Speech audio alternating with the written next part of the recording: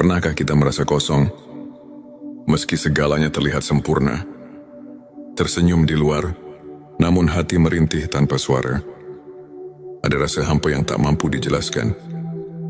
Seperti ada sesuatu yang hilang, sesuatu yang jauh dari genggaman jiwa kita. Di tengah hiruk-pikuk dunia, terkadang kita lupa bahwa ada ruang dalam hati yang hanya bisa terisi olehnya. Saat gelap menyelimuti batin dan asa terasa pudar, itulah panggilan halus dari Sang Maha Menggenggam, sebuah seruan untuk kembali mengenalnya lebih dekat, menyelami makna hidup dengan ilmu makrifat. Inilah perjalanan menuju cahaya, tempat kita menemukan keikhlasan, ketenangan dan makna sejati dari setiap hela nafas. Sahabat tilawah, saya akan membagikan ilmu makrifat dalam bentuk 7 episode penuh makna. Setiap episodenya akan membawa kita lebih dalam mengenal hakikat diri, memahami kebesarannya, dan menemukan ketenangan jiwa yang sejati. Bersiaplah untuk membuka hati dan pikiran, sebab ilmu ini bukan sekadar teori, tetapi sebuah pengalaman hidup yang mengubah cara pandang kita terhadap dunia dan akhirat. Mari kita bersama-sama meniti jalan menuju makrifat, menuju kedekatan dengan Sang Maha Pencipta. Bismillahirrahmanirrahim. Assalamualaikum. Hamdan wa syukron lillah. Allahumma sholli ala Sayyidina Muhammad. Selamat datang di channel T Semesta, tempat menggali ilmu yang mampu mengubah hidup dan menemukan kedamaian batin yang sejati. Silakan bersolawat terlebih dahulu, agar terus terhubung dengan Nur Muhammad dan hakikat Muhammad.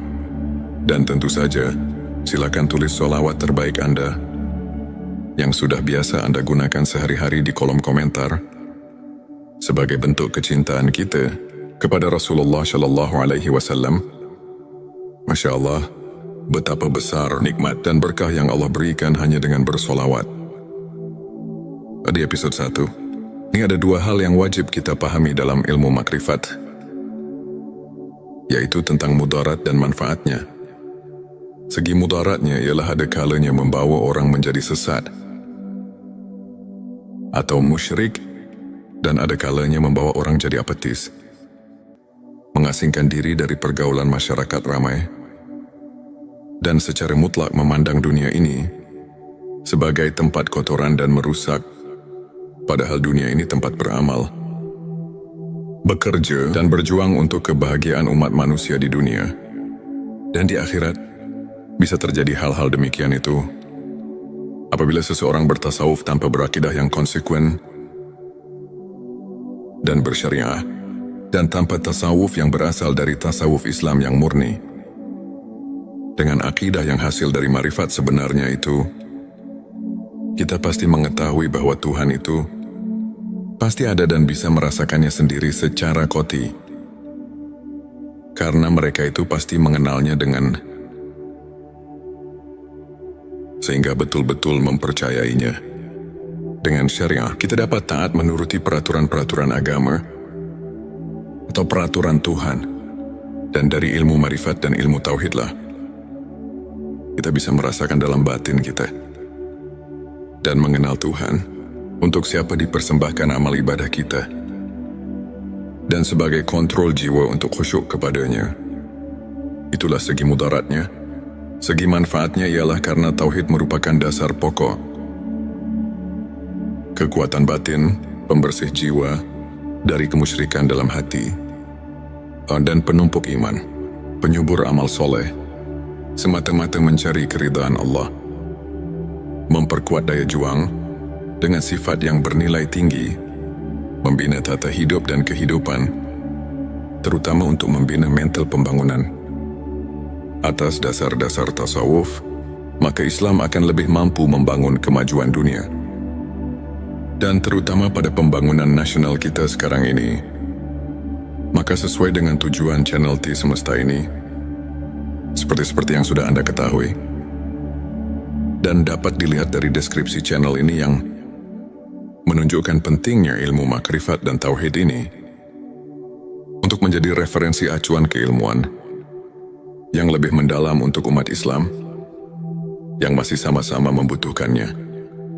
Maka untuk itu saya sangat mengharapkan agar channel dan video ini dapat dicerna, diterima dan diteliti. Dan harus hati-hati dalam mengambil kesimpulan, karena channel T Semesta ini sangat mendalam sebagai bahan studi, di mana ilmu tauhid merupakan pusat keyakinan dalam hati. Karena umat Islam tanpa keyakinan itu nol besar. Nah, sahabat tilawaku, sebenarnya jika bahasan ini dilanjutkan, ini pasti banyak sekali yang menyangkut kata-kata asroriyah. Rahasia yang memang sedikitnya menyangkut pada keterangan yang bersifat asroriyah. Seperti yang tercantum di dalam kitab Sirur, asror yang berbunyi, kufran artinya sesungguhnya menjelaskan tentang rahasia ketuhanan. Adalah hukumnya kufur. Juga ada lagi keterangan yang berbunyi, man arafa lahu kala lisanuhu, artinya barang siapa yang telah mengenal Tuhannya, maka lipatkanlah lidahmu.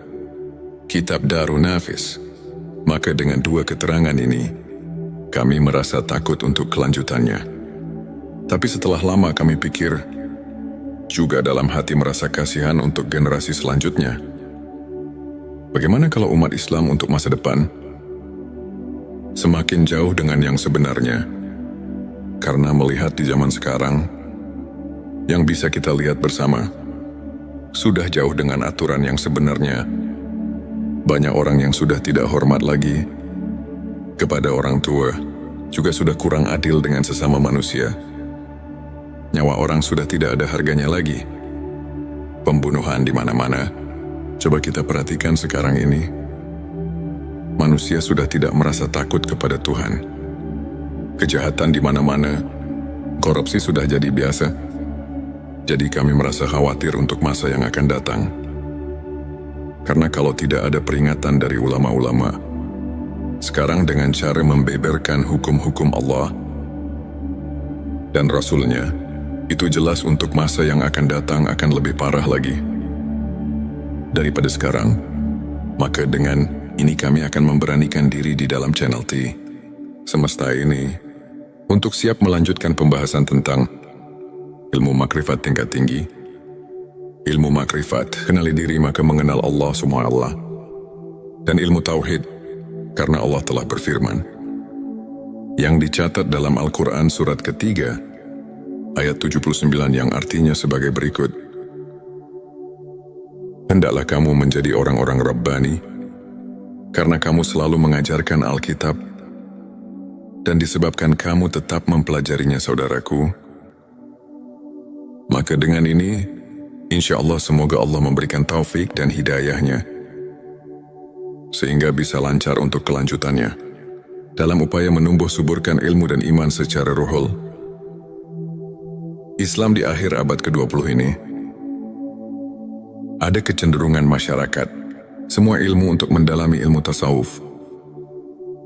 Hal ini ditandai dengan semakin maraknya untuk mendalami penerbitan buku tasawuf, dan upaya oleh kalangan luas masyarakat. Semua ilmu ini dijabarkan oleh masyarakat dalam kehidupan mereka sehari-hari, sehingga dapat membentuk kehidupan agamis. Tentu kondisi seperti ini hendaknya terus dipelihara dan tumbuh kembangkan dalam rangka meningkatkan keimanan dan ketakwaan terhadap Allah yang Maha Esa. Sahabatku, sahabat tilawah semesta yang dimuliakan Allah, firman Allah dalam surat ke-7 ayat 172, yang artinya sebagai berikut, dan ingatlah, ketika Tuhanmu mengeluarkan anak Adam dari punggung sulbi, mereka mengambil kesaksian terhadap jiwa mereka. Seraya Tuhan berfirman, bukankah aku Tuhanmu? Mereka menjawab, ya betul kami menjadi saksi. Supaya kamu nanti pada hari berhenti, tidak mengatakan, sesungguhnya kami orang yang lalai, atau tidak diberi peringatan tentang hal ini. Di dalam ayat ini kalau betul-betul dihayati dan ditafakuri secara jernih, Tentu kita merasakan kejutan dengan ayat ini. Karena ayat ini menggugah hati kita. Di dalam ayat ini Allah memberitahu pada segenap manusia yang ada di dunia ini, sebagaimana firman Allah barusan, manusia yang ada di dunia ini semuanya sudah dipersaksikan terlebih dahulu kepada Allah sebelum manusia lahir ke bumi ini. Dipersaksikannya waktu di dalam rahim ibunya. Menurut keterangan dalam hadis Bukhari, di bab kejadian makhluk halaman 733 ayat 9, Rasulullah telah menerangkan, dipersaksikannya di alam arwah, di waktu kandungan umur 4 bulan di dalam kandungan sang ibu. Menurut firman Allah tadi, supaya di hari berhenti jangan lupa lagi pada Allah. Jadi menurut ayat ini, kita semua sebagai manusia jangan leha-leha, atau jangan hidup terlena, karena kita diamat-amati. Maka jangan lupa pada Allah sang pencipta alam semesta. Dengan hati yang jujur, jangan mendustai diri sendiri. Sebagaimana keterangan dari Imam Ghazali yang berbunyi, tanyalah hatimu, tanyalah dan tanyalah hatimu, walau orang lain memberi fatwa. Disinilah kita harus jeli untuk mentafakuri ayat-ayat yang berkaitan dengan perasaan yang ada di dalam hati kita. Ayat ini memberi perangsang pada kita masing-masing, supaya hati kita ini jangan ketiduran, sehingga kita terlena dengan apa yang ada di dunia ini. Lupa pada tugas hidup kita sebagai hamba Allah Subhanahu wa Ta'ala yang tidak boleh dilupakan, yaitu menjalankan perintah-perintah yang telah diperintahkan dalam Al-Quran dan hadisnya. Dalam ayat tadi di atas Allah telah memberi peringatan kepada kita semua. Kita jangan lupa kepada Allah Subhanahu wa Ta'ala, Tuhan kita. Sekarang mari kita tanya diri kita masing-masing, apakah kita sekarang ingat pada Allah? Di sini kita harus bertanya kepada hati kita yang jujur. Jangan membohongi diri sendiri, karena di sini bukan ditanya ingat pada namanya Tuhan, tapi di sini ditanya ingat pada Tuhannya, yang diberi nama Allah, yang diberi nama Tuhan. Kenapa pertanyaan seperti ini? Karena banyak sekali orang cuma ingat kepada namanya saja, bukan ingat kepada Allahnya, bukan ingat kepada Tuhannya. Untuk menjawab pertanyaan ini, pertama kita harus memakai pikiran yang mendalam. Kedua harus fakum bidawahir. Ketiga harus memakai hati yang jujur. Baru pertanyaan ini bisa dijawab dengan sempurna. Tapi kalau dijawab dengan hati bainaung, ini pasti akan menimbulkan fitnah di kalangan umat Islam. Na'udzubillah, jangan terjadi seperti ini. Ini cuma mengingatkan hati kita, khususnya umat Islam, jangan sampai keliru untuk menetapkan akidah kita kepada Allah Subhanahu wa Ta'ala, Tuhan kita semua. Karena Tuhan mengamat-amati, jangan sampai lupa kepadanya. Sahabat tilawaku, ini adalah episode kedua. Sekarang mari kita tanya diri kita masing-masing, apakah kita sekarang ingat pada Allah? Di sini kita harus bertanya kepada hati kita yang jujur. Jangan membohongi diri sendiri, karena di sini bukan ditanya ingat pada namanya, tapi di sini ditanya ingat pada Tuhannya, yang diberi nama Allah, yang diberi nama Tuhan. Kenapa pertanyaan seperti ini? Karena banyak sekali orang cuma ingat kepada namanya saja, bukan ingat kepada Allahnya, bukan ingat kepada Tuhannya. Untuk menjawab pertanyaan ini, pertama kita harus memakai pikiran yang mendalam. Kedua harus fakum bidawahir. Ketiga harus memakai hati yang jujur. Baru pertanyaan ini bisa dijawab dengan sempurna. Tapi kalau dijawab dengan hati bainaung, ini pasti akan menimbulkan fitnah di kalangan umat Islam. Na'udzubillah, jangan terjadi seperti ini. Ini cuma mengingatkan hati kita, khususnya umat Islam, jangan sampai keliru untuk menetapkan akidah kita kepada Allah Subhanahu wa Ta'ala, Tuhan kita semua. karena Tuhan mengamat-amati, jangan sampai lupa kepadanya. Selanjutnya, silakan bersolawat terlebih dahulu, agar terus terhubung dengan Nur Muhammad.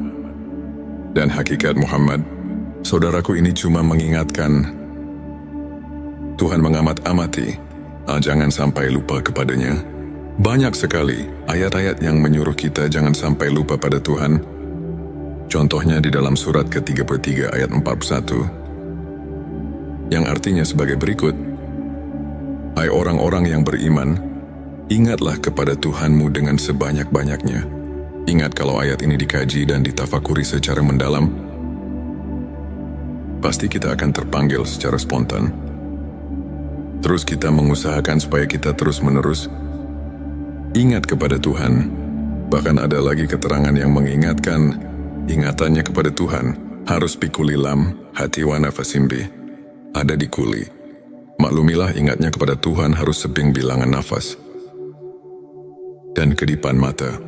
Ada lagi keterangan di dalam surat ke-7 ayat 205 yang artinya sebagai berikut, dan sebutlah nama Tuhanmu dalam hatimu dengan menyatakan diri, dengan rasa takut, dan dengan tidak mengeraskan suara di waktu pagi dan petang. Dan janganlah kamu termasuk orang-orang yang lalai. Fadkur di sini artinya, ingat-ingat itu pekerjaan hati. Sedangkan hati itu kalau kita rasakan bukan pekerjaan lisan, tapi pekerjaan hati. Bisa ingat kalau ada pemberian dari dua panca indera, ialah dari telinga dan mata. Kalau tidak ada pemberian dari dua panca indera itu, tidak akan ada di dalam hati. Cobalah kita rasakan, bisa ingat pada yang kamu belum ketahui. Itu tidak mungkin, tapi awas pendengaran. Pendaksian penglihatan di sini bukan pendengaran atau penglihatan Suaul Basiro, tapi pendengaran atau penglihatan Ainal Basiro dan Hakul Basiro. Karena kalau penglihatan Suaul Basiro cuma bisa mendengar dan melihat yang kita lihat bersama, seperti gunung, laut, batu, pepohonan, hewan, dan sebagainya yang sama-sama kita lihat. Bukan itu yang dimaksud. Untuk mencapai derajat tingkat Ainal Basiro dan Hakul Basiro, hanya orang-orang tertentu saja. Ini cuma mengingatkan supaya jangan menafsirkan kepada pendengaran atau penglihatan Suaul Basiro. Disinilah kita harus hati-hati, jangan sampai cepat-cepat mengambil kesimpulan. Jadi harus diteliti dan ditafakuri yang lebih mendalam dulu, supaya jangan ada perselisihan paham di antara kita umat Islam. Saudaraku hadirin yang dirahmati Allah, untuk mengingat sebenarnya kepada Tuhan, kita harus suluk terlebih dahulu kepada guru antuk pituduh yang benar-benar ahli, karena tidak semua kiai, ajengan, dan ustadz yang bisa mengajarkan hal ini. Ada kekhususan untuk arif billah yang bisa untuk hal itu. Dengan sangat pentingnya untuk mengingat Tuhan, kita harus berusaha sekuat tenaga. Karena kalau kita lupa kepada Tuhan sekarang, apalagi nanti di akhirat, pasti kita akan lupa. Sedangkan kalau kita lupa karena tidak diberitahu oleh kedua orang tua, maka itu pun tidak bisa menghisap kepadanya. Sebagaimana firman Allah di surat ke-7 ayat 173. Surat Al-A'raf sudah memberi peringatan kepada kita yang berbunyi, atau agar kamu tidak mengatakan, sesungguhnya orang-orang tua kami telah mempersekutukan Tuhan sejak dahulu, sedang kami ini adalah anak-anak keturunan yang datang sesudah mereka. Maka apakah engkau akan membinasakan kami karena perbuatan orang-orang yang sesat dahulu? Quran Surat Al-A'raf ayat 173. Nah, di sini marilah semua, khususnya orang-orang yang beriman, mari kita bangkitkan pikiran kita untuk penelitian, mentafakuri ayat ini, karena sudah jelas dan dapat kita pahami tadi. Ayat 172. Dan ditegaskan lagi dengan ayat 173. Ini benar-benar Tuhan melarang lupa kepadanya. Juga jangan menyalahkan kedua orang tua, apalagi menghisapnya, karena kita sebetulnya sudah diberitahu oleh Tuhan melalui wahyunya kepada Nabi Muhammad Shallallahu Alaihi Wasallam bahwa kita semua sudah mengatakan qalu bala syahidna. Maksudnya, supaya kita nanti di akhirat jangan bilang lalai atau lupa kepadanya, sebab kalau lupa atau lalai atau lupa kepadanya, ini hanya kesalahannya sendiri, yang akibatnya kita akan mendapatkan kesesatan, karena mungkin karena tidak mau tahu tentang agama sendiri. Karena itulah kita jadi bodoh. Bodoh tentang persaksian kepadanya. Bodoh itu karena lupa. Lupa itu jadi kita bodoh. Sama yang telah dikatakan di dalam kitab Sirur Asror. Di situ dikatakan penyebab, tapi hati adalah karena lupa. Dengan lupa kita jadi bodoh. Bodoh dalam urusan ketuhanan. Setelah manusia berjanji di alam arwah. Sahabat tilawahku, sekarang di episode ketiga. Di sini marilah semua, khususnya orang-orang yang beriman, mari kita bangkitkan pikiran kita untuk meneliti, mentafakuri ayat ini. Firman Allah di surat ke-7 ayat 173. Sudah memberi peringatan kepada kita yang berbunyi, atau agar kamu tidak mengatakan, sesungguhnya orang-orang tua kami telah mempersekutukan Tuhan sejak dahulu, sedang kami ini adalah anak-anak keturunan yang datang sesudah mereka. Maka apakah engkau akan membinasakan kami karena perbuatan orang-orang yang sesat dahulu? Quran Surat Al-A'raf ayat 173. Di sini sudah jelas dan dapat kita pahami. Ini benar-benar Tuhan melarang lupa kepadanya. Juga jangan menyalahkan kedua orang tua. Apalagi menghisapnya, karena kita sebetulnya sudah diberitahu oleh Tuhan melalui wahyunya kepada Nabi Muhammad Shallallahu Alaihi Wasallam bahwa kita semua sudah mengatakan, qalu bala syahidna, maksudnya supaya kita nanti di akhirat jangan bilang lalai atau lupa padanya, sebab kalau lupa atau lalai atau lupa kepadanya, ini adalah kesalahannya sendiri, yang akibatnya kita akan mendapatkan kesesatan, karena mungkin karena tidak mau tahu tentang agama sendiri. Karena itulah kita jadi bodoh tentang persaksian kepadanya. Bodoh itu karena lupa. Lupa itu jadi kita bodoh. Begitupun yang telah dikatakan di dalam kitab Sirur Asror. Di situ dikatakan, penyebab buta hati adalah karena lupa.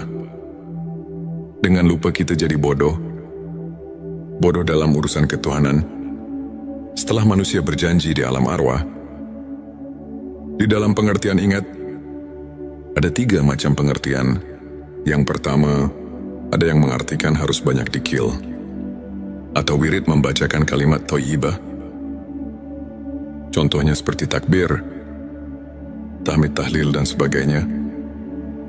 Yang kedua, ada juga yang menafsirkan harus banyak ingat itu dengan memperaturkan hukum-hukumnya. Seperti di dalam kehidupan sehari-hari, kita harus sesuai dengan aturan Tuhan. Jangan mengerjakan pekerjaan sekehendak hawa nafsu kita. Karena nanti semua perilaku kita harus dipertanggungjawabkan. Yang ketiga, ada juga yang menafsirkan banyak ingat itu adalah sebagaimana yang telah dijabarkan di dalam kitab-kitab tasawuf. Seperti dalam di kitab Al-Hikam, para arif bila menafsirkan ayat tersebut di atas dan meneliti di surat kedua ayat 152, itu benar-benar kita selaku manusia yang ada di jagat raya, ini dilarang keras lupa kepada Tuhan. Jadi kita di dalam menafsirkan ayat tersebut harus hati-hati. Karena urusan ingat itu adalah urusan hati atau urusan qalbu. Ini tidak bisa dengan begitu saja. Walaupun yang sebelumnya juga tidak salah. Itu penafsiran tingkat dasar. Tapi kita harus ingat, ini pekerjaan qalbu. Harus vakum bidawahir, sehingga bisa dirasakan oleh yang mengingatnya. Untuk mengingat dengan sebenarnya, ini harus melalui proses-proses yang tertentu. Karena qalbu itu tidak akan bisa dibohongi. Kolbu bisa ingat cuman kepada yang sudah diketahui. Kolbu tidak akan ingat kepada yang belum diketahui. Coba saja kita sama rasakan. Atau tanya hati kita masing-masing. Secara jujur, apakah bisa ingat kepada yang belum kita ketahui? Ini jawaban ada di dalam kolbu kita masing-masing. Untuk lebih jelasnya, ada keterangan di dalam kitab Sirur Asror di halaman 80. Di situ telah dijelaskan, yang artinya, yang dikatakan zikir ruh, itu adalah menyaksikan sifat tajallinya. Di dalam keterangan ini ada kalimat zikir. Di sini makna zikir bukan nyebut atau yang dikatakan wirid. Tapi zikir di sini ialah mengetahui atau menyaksikan, tapi untuk ingat itu, harus mengetahui dahulu kepada yang akan diingatnya. Apalagi ini urusan akidah. Akidah ketuhanan harus betul-betul positif kepada yang akan diingatnya. Sebagaimana yang kita maklumi bersama, kita setiap ibadah salat suka mengucapkan Afdalul zikri falam Anahu la ilaha illallah. Artinya cukupnya ingat itu adalah ketahuilah bahwa tidak ada lagi Tuhan kecuali Allah. Di dalam ayat ini kita semua sudah maklum. Bahkan para arif billah di dalam kitab tasawuf dan di kitab Al-Hikam, ayat ini betul-betul menunjukkan keharusan marifat kepada Tuhan, maksudnya supaya kita ingatnya kepada Tuhan. Benar-benar vakum bidawahyu, terasa benarnya dengan kolbunya sendiri. Karena untuk ingat kepada Tuhan, itu harus memakai amrun jauki, perasaan yang mendalam, ceritaan yang jujur, sesuai dengan pembuktiannya, walaupun pengertian orang lain menyalahkannya. Tapi kalau sudah vakum bidawahir di dalam kolbu, kita sudah nasion, andalilin sesuai dengan dalil-dalilnya. Itu jangan diragukan lagi, karena men lam yaduk lam yadri. Siapa yang tidak merasakan, barang tentu tidak akan mengetahuinya. Kita harus jujur, jangan membohongi diri sendiri. Sesuai dengan firman Allah di dalam surat ke-33 ayat 70. Yang artinya, hai orang-orang yang beriman, bertakwalah kamu kepada Allah dan mengucapkan kata yang benar. Di dalam ayat ini, kita kayaknya disuruh banyak menyadarkan diri, supaya jangan sembarangan di dalam mengingat Tuhan, atau jangan asal-asalan. Walaupun di level syariat itu tidak seberapa, salah itu hanya untuk orang-orang yang masih tingkat dasar. Tapi ketika sudah tingkat dewasa, di dalam agama, harus suluk lagi kepada yang lebih mendalam. Sahabatku, ada dalil yang mengatakan, yang artinya, barang siapa yang mengerjakan hari sekarang, sama saja dengan hari kemarin. Itu orang termasuk golongan yang merugi. Artinya kita jangan lari di tempat, karena itu tidak akan maju-maju.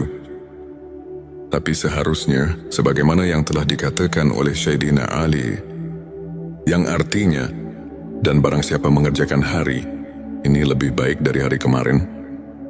Itu tandanya orang yang mendapat keuntungan. Hadirin yang dimuliakan Allah. Ada pertanyaan dari jemaah. Pak, maaf saya mau bertanya. Boleh enggak? Kami jawab boleh saja. Karena kita harus benar-benar mengerti dan bisa merasakannya sendiri. Apa yang ditanyakan, katanya, setelah kita menyimak keterangan dari awal sampai akhir, juga meneliti dan mentafakurinya, sampai di sini, ini kayak manusia berikut saya.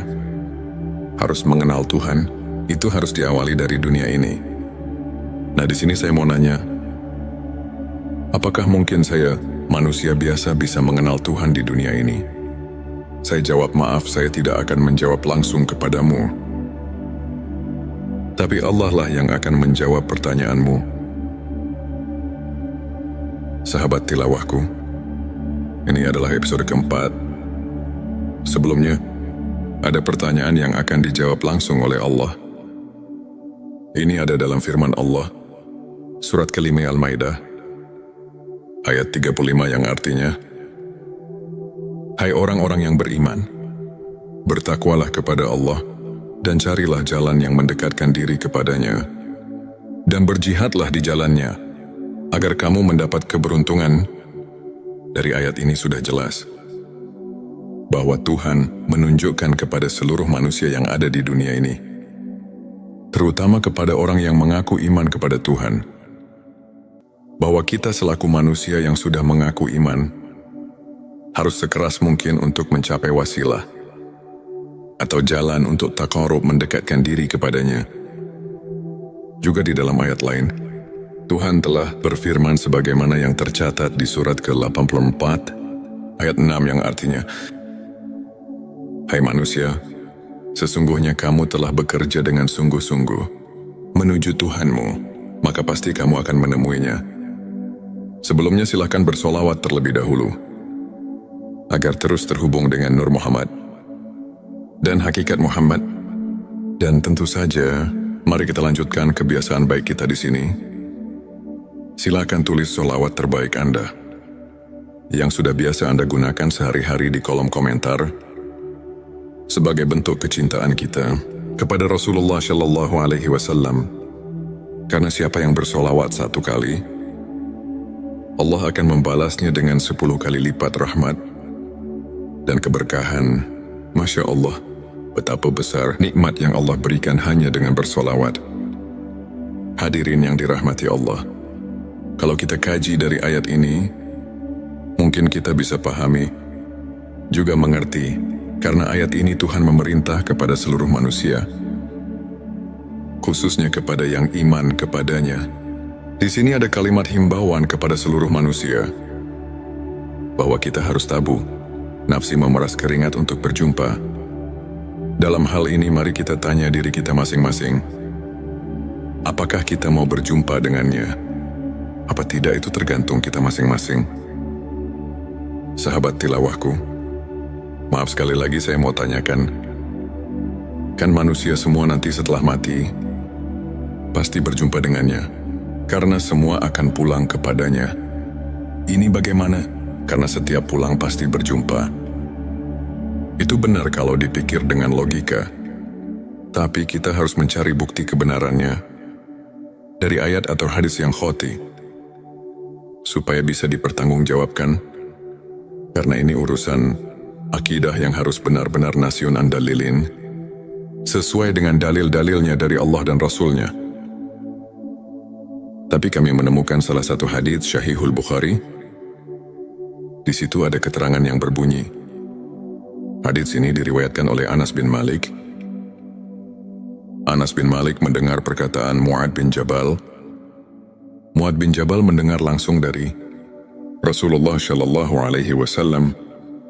Rasulullah bersabda, "Barang siapa yang berjumpa dengan Tuhannya dengan tidak adanya keadaan musyrik kepadanya, maka dia akan masuk surga."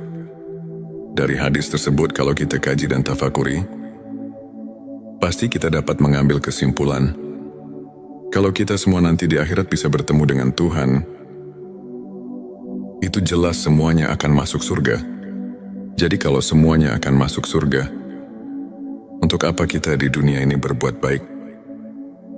Dan kenapa Tuhan menyuruh berbuat baik di dunia ini? Nah, di sini kita harus berpikir lebih jauh. Mari kita jelaskan supaya kita dapat mengerti. Memang semuanya manusia, bukan satu persatu lagi, tapi semuanya hanya ruh manusia. Tidak semuanya bertemu dengan Tuhannya. Orang yang bertemu dengan Tuhannya hanya orang-orang yang tertentu saja. Yang dimaksud orang tertentu, itu ialah orang-orang yang sudah mengenal Tuhan di dunianya. Sebagaimana firman Allah dalam surat ke-17, ayat 72, Tuhan telah memberitahu sebagaimana artinya, dan barang siapa yang buta hatinya di dunia ini, niscaya di akhirat nanti ia akan lebih buta pula dan lebih tersesat dari jalan. Yang benar buta di sini barang tentu kepada Tuhan, dan umpama diartikan buta kepada ilmu, itu tidak mungkin, karena di akhirat bukan tempatnya cari ilmu atau berilmu. Di kitab Usuluddin juga sudah diterangkan, yang artinya Barang siapa yang buta di dunianya kepada Tuhan, maka bagaimana nanti di akhiratnya? Nah, di sini sudah jelas dan kita pasti bisa mengerti. Jadi inilah yang kita harus takuti, atau yang dikatakan haus. Dan saya sekarang kayak mulai mengerti. Bolehkah bertanya lagi, bagaimana caranya untuk kita bisa bertemu dengan Tuhan di dunia ini? Saya jawab memang ada caranya. Tapi yang penting harus ada keinginan dahulu, dari hati yang tulus. Karena ini bukan pekerjaan yang mudah. Ini memerlukan tarekat-tarekat tertentu yang harus dijalankan. Kalau keinginannya masih lemah, barang tentu tidak akan berhasil. Sebab ini memerlukan tabu nafsu, memeras keringat, suglul kolbi, semangat dorongan hati, dan sidatul hisab, kuat perhitungan. Hadirin yang dimuliakan Allah, jika keinginannya sudah kuat, Tuhan telah memberi peluang kepada kita. Siapa saja yang ingin berjumpa dengannya, itu pasti akan berjumpa. Sebagaimana firman Allah yang tercatat di dalam surat ke-18, ayat 110 yang artinya, barang siapa yang mengharap perjumpaan dengan Tuhannya, maka hendaklah ia mengerjakan amal yang soleh, dan janganlah ia mempersekutukan seorang pun dalam beribadah kepada Tuhannya. Sahabat tilawahku, ini merupakan episode kelima. Jika keinginannya kita sudah kuat, Tuhan telah memberi peluang kepada kita. Siapa saja yang ingin berjumpa dengannya, itu pasti akan berjumpa. Sebagaimana firman Allah yang tercatat di dalam surat ke-18, ayat 110 yang artinya, barang siapa yang mengharap perjumpaan dengan Tuhannya, maka hendaklah ia bekerja amal yang soleh, dan janganlah ia mempersekutukan seorang pun dalam mendengarkan kepada Tuhannya menurut ayat di atas. Untuk berjumpa dengan Tuhan itu bukan mungkin lagi, tapi pasti asal kita bisa berbuat amal soleh. Namun untuk berbuat amal soleh, ini harus ada petunjuk guru yang ahlinya. Bukan sembarangan, sebab tidak semua guru ngaji yang bisa mengerjakan hal ini. Bahkan tidak semua kiai ajengan Ustadz mengetahui tentang ini. Contohnya seperti di dalam keterangan kalimat salat saja. Kan syotnya salful kolbi, artinya elingan atau ingatan suci. Jadi di dalam salat harus mempunyai ingatan suci. Artinya harus sudah hilang dari sifat samar dan meraba kepada Tuhannya. Tapi buktinya boleh rasakan sendiri. Sudah biasa, begitukah kita? Apa belum padahal? Tuhan sudah berfirman di dalam hadits qudsi yang tercatat di kitab Al-Hikam, yang artinya, aku adalah Kanjeng Mapian yang terpendam dan tertutup. Aku ingin ditemukan dan dikenalnya. Kuciptakan makhluk agar mereka mengenalku. Setelah mengenal hadits ini makin jelas, bukan mungkin lagi untuk mengenal Tuhan.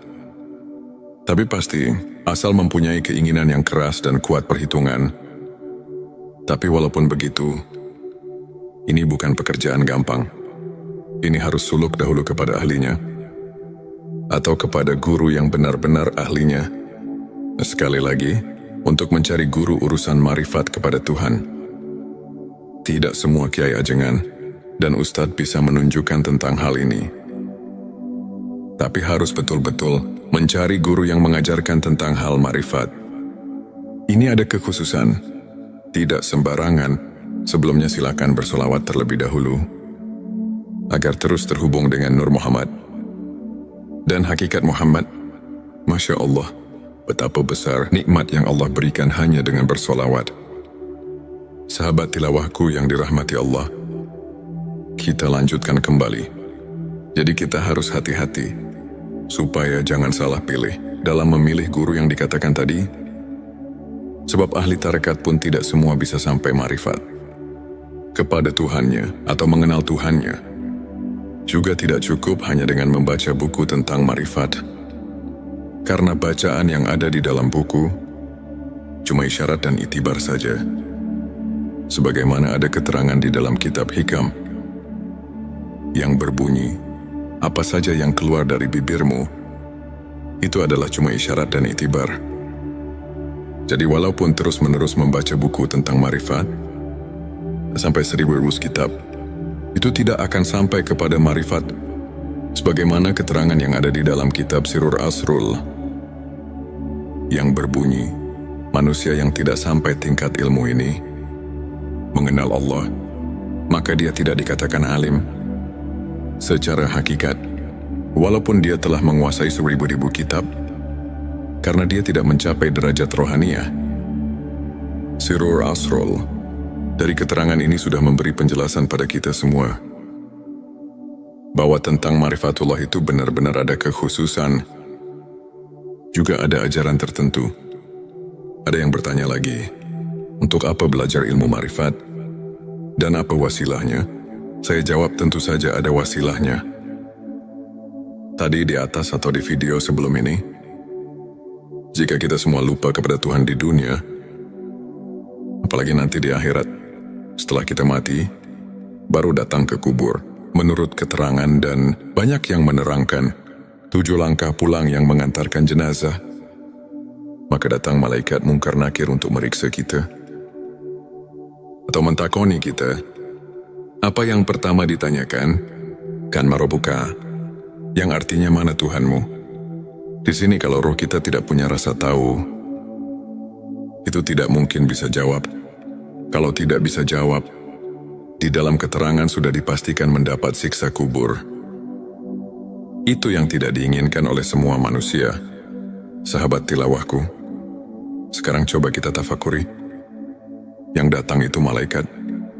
Sedangkan malaikat, itu semua juga sudah pada tahu bahwa malaikat itu diciptakan dari cahaya atau sejenis cahaya.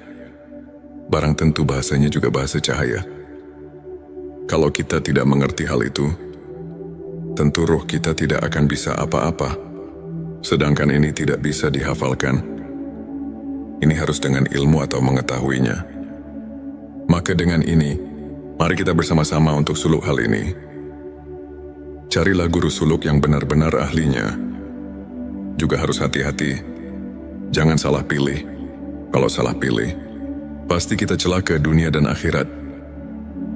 Oleh karena itu dalam mendengarkan dan memahaminya, diperlukan ketelitian, pemikiran yang jernih dan tajam, daya serap yang kuat, dan wawasan yang luas, serta yang penting disertai dengan hati yang ikhlas, dan lillahi ta'ala, dan kukuhnya iman, serta menjadi terapi kejiwaan orang yang memerlukan taqarrub kepada Tuhan yang Maha Esa.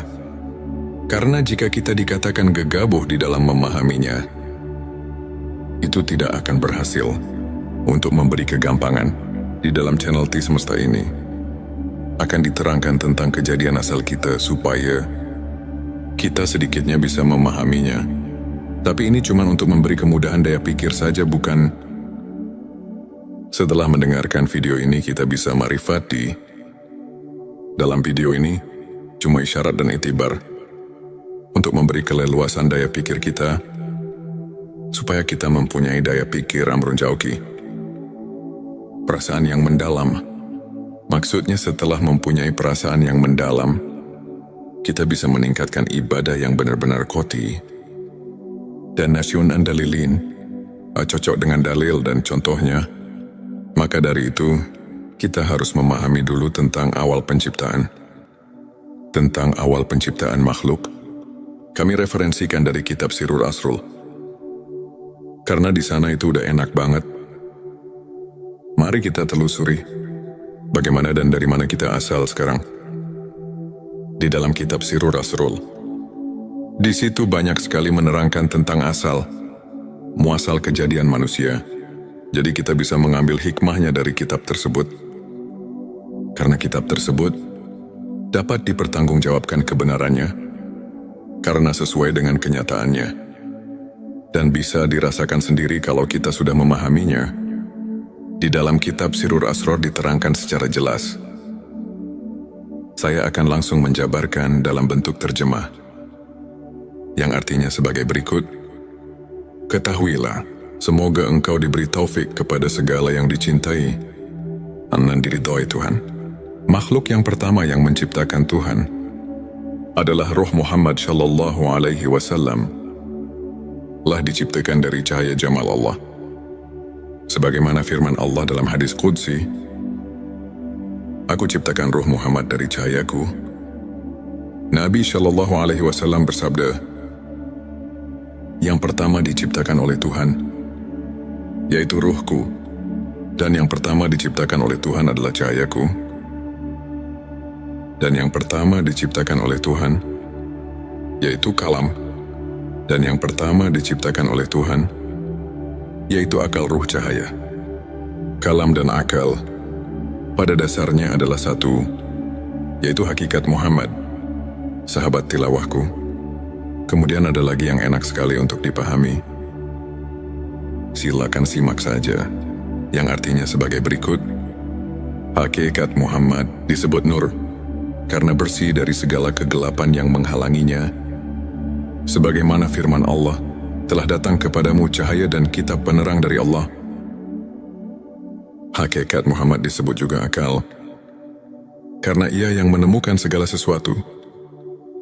Hakikat Muhammad disebut kalam, karena ia yang menjadi sebab perpindahan ilmu, seperti halnya mata pena sebagai pengalih ilmu di alam. Lahud Ruh Muhammad adalah ruh yang termurni sebagai makhluk. Hal ini sesuai dengan sabda Rasulullah Shallallahu Alaihi Wasallam yang menerangkan tentang "Aku dari Allah dan makhluk lain dari aku." Inilah sabdanya, dan dari ruh Muhammad itulah Allah menciptakan semua ruh. Di alam laut dalam bentuk yang baik, terbaik yang hakiki. Itulah nama seluruh manusia di alam laut. Alam laut adalah negeri asal. Setelah 4.000 tahun sejak penciptaan ruh Muhammad, maka Allah menciptakan Arasy dari Nur Muhammad. Begitu pula seluruh makhluk lainnya diciptakan dari Nur Muhammad. Dilanjutkan dengan sabda Rasulullah Shallallahu Alaihi Wasallam yang artinya sebagai berikut. Selanjutnya ruh diturunkan ke alam yang terendah, dimasukkan pada makhluk yang terendah, yaitu jasad, sebagaimana firman Allah, "Kemudian aku turunkan manusia ke tempat yang terendah." Proses turunnya adalah setelah ruh diciptakan di alam laut, maka diturunkan ke alam Jabarut, dan dibalut dengan cahaya Jabarut, bagai pakaian antara kedua haram. Lapis kedua ini disebut ruh sultani. Selanjutnya diturunkan lagi ke alam malakut, dan dibalut dengan cahaya malakut yang disebut ruh rohani. Kemudian diturunkan lagi ke alam mulki, dan disebut dengan cahaya mulki. Lapis keempat ini disebut ruh jasmani. Sahabat tilawahku, kemudian sabda Rasulullah Shallallahu Alaihi Wasallam berlanjut dengan sabdanya sebagai berikut. Selanjutnya Allah menciptakan badan atau jasad, dan mulki atau bumi. Sebagaimana firman Tuhan, "Dari bumi aku ciptakan kamu, kepada bumi aku mengembalikanmu, dan dari bumi pula lah aku mengeluarkanmu." Setelah terwujud jasad, maka Allah memerintahkan ruh agar masuk ke dalam jasad, dan ruh masuk ke dalam jasad. Sebagaimana firman Allah, "Kuciptakan ruh dariku ke dalam jasad." Hadirin sahabat tilawah yang dirahmati Allah. Kemudian sabda Rasulullah Shallallahu Alaihi Wasallam ditutup dengan sabdanya sebagai berikut. Ketika ruh berada di dalam jasad dan merasa senang berada jasad, ruh lupa akan perjanjian awal di alam-alam laut, yaitu hari perjanjian alastu bi rabbikum. "Bukankah aku ini Tuhanmu?" Ruh menjawab, "Benar engkau adalah Tuhanku." Karena ruh lupa pada perjanjian awal, maka ruh tidak dapat kembali ke alam laut sebagai tempat awal. Dengan kasihnya Tuhan, maka menolong mereka dengan menurunkan kitab-kitab samawi sebagai peringatan tentang negeri asal bagi mereka. Sesuai dengan firman Tuhan, berikanlah peringatan pada mereka tentang hari-hari Tuhan. Ialah hari pertemuan antara Tuhan dengan seluruh arwah di alam laut. Lain halnya dengan para nabi, mereka datang ke bumi dan kembali ke akhirat, badannya di bumi, sedangkan rohnya intinya berada di negeri asal. Karena adanya peringatan ini, sangat sedikit orang yang sadar dan kembali, serta berkeinginan dan sampai ke alam asal. Karena sedikitnya manusia yang mampu kembali ke alam asal, maka Allah melimpahkan kenabian kepada Ruh Agung Muhammad Rasulullah, penutup petunjuk jalan dari kesesatan ke alam terang. Ia diutus para rasul untuk mengingatkan mereka yang lupa dan membuka hatinya. Nabi mengajak mereka agar kembali dan sampai serta bertemu dengan jamal Allah yang azali sesuai dengan firman Allah mengatakan, "Ini adalah jalanku, aku mengajak ke jalan Allah dengan pandangan yang jelas. Aku dan para pengikutku," Nabi bersabda, "para sahabatku seperti bintang-bintang, mengikuti yang manapun kamu akan mendapat petunjuk." Di dalam ayat ini, seolah-olah memberi khobar kepada kita semua, bahwa Rasulullah dalam makna ayat yang baru dikobarkan, itu semuanya menjurus kepada bahwa manusia seharusnya kita harus bisa kembali ke alam asal. Maksudnya supaya harus berusaha sekuat mungkin. Tapi jangan lepas dari ajaran Rasulullah yang diajarkan kepada kekasihnya, ialah Ahlus Sufi yang mendapat pelajaran langsung dari Rasulullah. Sahabat tilawahku, di episode ke-6 ini, kami akan mengingatkan kalau kita sekarang rupanya sudah agak jarang sekali untuk memperhatikan hal yang barusan saya katakan, karena yang diinginkan hanya dengan bayangan surga saja. Padahal inilah yang lebih penting untuk seluruh manusia. Karena kalau kita nanti setelah mati, roh kita tidak bisa pulang ke alam asalnya, itu pasti akan tersesat. Yang tersesat itulah yang dinamakan masuk neraka. Maka dengan ini kita mari sama-sama mentafakuri ayat tersebut, supaya kita semua bisa mawas diri. Apakah kita sudah mentafakuri hal tersebut? Apa belum jika memang belum terpikir tentang hal tersebut? Sekarang mari kita sama-sama berusaha di waktu kita masih hidup ini. Karena sekarang masih ada waktu untuk memperbaiki diri kita masing-masing. Sebab kalau dinanti-nanti, kita tidak mengetahui kapan kita dicabut ruh kita, nyawa kita oleh Allah Subhanahu wa Ta'ala. Hampir semua manusia di bumi ini tidak mengetahui kapan kita mati. Maka dengan inilah, kita alhamdulillah setelah menganalisa hadis-hadis, Rasulullah jadi bisa mengetahuinya. Setelah mengetahui hadis-hadis yang tadi di awal video, hati kita merasa terpanggil. Yang mungkin hal ini belum memikirkannya, karena terlena dengan bahasan-bahasan tentang surga dan neraka, jadi kita semua sesekali lupa tentang hal itu. Nabi mengajak manusia kembali kepada Allah Subhanahu wa Ta'ala dengan pandangan yang jelas, yang di dalam Al-Quran disebut basirah, yang artinya adalah dari ruh asli yang terbuka pada mata hati para aulia. Basirahnya lain halnya sama dengan ilmu laduni batin, ilmu yang langsung dari Allah, sesuai dengan firman-Nya, "Kepada Dia kuberikan ilmu yang langsung dariku." Untuk menghasilkan basirah, manusia mengambilnya dari ahli basirah dengan mengambil pembicaraan dari seorang wali mursyid yang dapat menunjukkan dari alam laut. Di sini mungkin ada pertanyaan, bagaimana kalau saya mau ditunjukkan kepada basirah yang dimaksud, sedangkan wali mursyid yang dimaksud sekarang sudah tiada?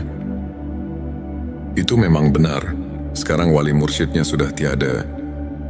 Tapi kita jangan putus asa, karena ada keterangan yang menunjukkan kepada kita semua. Sebagaimana kita maklumi, al-ulama warasatul anbiya, ulama adalah pewaris para nabi. Tapi kita juga harus hati-hati, karena tidak semua ulama yang bisa menunjukkan hal itu. Namun yang jelas pasti, ada seseorang yang masih bisa menunjukkan hal itu. Kita harus berusaha sekeras mungkin, atau yang dikata wajihadu fisabilillah, untuk menemukan guru antuk pituduh tersebut. Al-ulama warasatul anbiya. Ulama adalah pewaris para nabi. Jika kita memperhatikan keterangan ini, jelas jangan merasa putus asa atau kita membuat alasan untuk kalah hingga kita tidak berusaha untuk mencari jalan supaya kita bisa pulang ke alam asal. Sedangkan Tuhan sudah memerintahkan supaya kita berusaha untuk mendekatkan diri kepada Tuhan.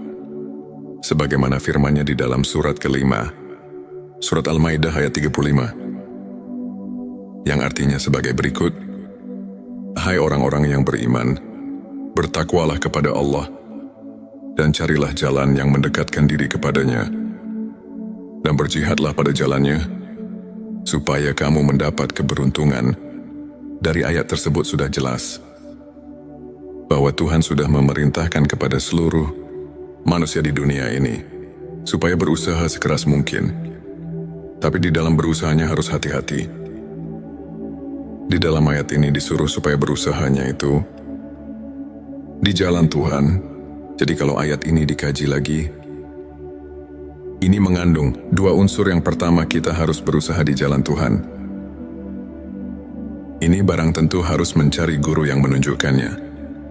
Artinya harus mencari guru yang benar-benar ahli. Karena tidak semua ustadz yang bisa menunjukkan kepada hal tersebut. Ada kekhususan, ialah orang-orang yang sudah betul-betul arif, bilah yang sebenarnya. Karena kalau membaca kitab atau membaca buku saja, ini tidak mungkin bisa berhasil. Karena bacaan cuma sebagai isyarat dan itibar saja. Hanya untuk memperluas daya pikir dan memberi wawasan yang luas. Jadi kalau untuk menelusuri tentang asal kita, ini harus hati-hati.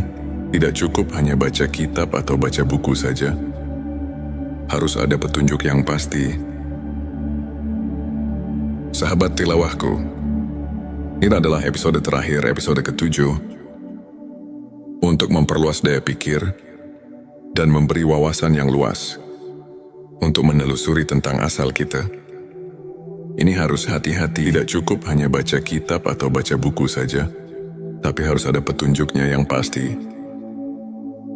Mari kita tafakuri dan rasakan kita bersama. Sebagaimana dalil telah tertulis dalam kitab Sirur, Asror yang berbunyi, "Aku dari Allah dan makhluk lain dari kami." Yang dimaksud makhluk lain di sini, mari kita perhatikan penjelasannya. Sebagaimana sabda Rasul yang artinya, "Dan dari ruh Muhammad itulah Allah menciptakan semua ruh di alam laut." Dan ada lagi dalil yang menjelaskan tentang asal-usul seluruh makhluk. Sebagaimana yang diterangkan di dalam kitab Aqidatun Najin, yang artinya sebagai berikut. Yang pertama diciptakan Tuhan ialah akal-akal. Itu bangsa lelembut, rubania rohania. Dan itulah hakikatul insan. Hakikatul insan itulah yang bisa membuktikan dan mengerti, yang bisa marifat kepada Tuhan, dan itulah yang menjadi sebab diperintahnya dan dipinta pertanggungjawabnya dari orang tersebut. Sahabat tilawahku, dari keterangan ini, mari kita simak sejenak, supaya kita betul-betul mengerti asas tujuannya. Kalau kita sudah mengerti dan meneliti tujuannya, pasti kita tidak akan mengeluarkan fitnah di kalangan masyarakat, atau sekurang-kurangnya kita bisa memahami tentang hak yang kita harus diketahui atau kita tuju. Selanjutnya, silakan bersolawat terlebih dahulu, agar terus terhubung dengan Nur Muhammad dan hakikat Muhammad, sahabatku di dalam keterangan atau dalil barusan, memberitahu kepada kita semua bahwa manusia awalnya diciptakan oleh Tuhan ialah di dalam laut. Juga yang diciptakan baru hak Muhammad, atau yang dikatakan asal ning asal. Ada juga yang mengatakan Nurullah atau Johar awal. Itu baru di alam asal. Ning asal itu juga masih banyak sekali nama-nama tersebut. Itu semuanya gulungan zat dan sifat. Makanya ada keterangan di dalam Al-Hikam yang artinya sebagai berikut. Kita harus bisa memisahkan atau harus bisa menyaksikan yang satu terhadap yang banyak, dan menyaksikan yang banyak terhadap yang satu, lihat di dalam Al-Quran surat ke-41 ayat 53. Kemudian bersambungnya Tazali, sifat ini semuanya goropi tamsil, tidak bisa diperinci, dan ini adalah maqam mujmal. Gulungan zat dan sifat tidak bisa berpisah. Bersatu tidak menjadi satu, berpisah tidak menjadi dua, tapi harus bisa membedakan. Sahabatku, awas. Ini baru keterangan, ini baru dalil saja, atau itibar. Berhati-hatilah, jangan terburu-buru mengambil kesimpulan, karena harus melalui guru suluk dahulu. Ini cuma untuk membangkitkan wawasan kita saja, supaya jangan merasa cukup dengan pengertian yang ada kalau kita telusuri lagi. Toh masih jauh yang kita harus ditempuh, karena kita harus kembali ke alam asal, yaitu Inna lillahi wa inna ilaihi rajiun. Asal dari Tuhan harus kembali kepada Tuhan lagi. Nah, sahabatku, di sini tentunya kita harus berpikir terlebih dahulu, karena tidak semua sesudah mati bisa pulang ke alam asal. Untuk bisa kembali ke alam asal, ada proses tertentu, karena kita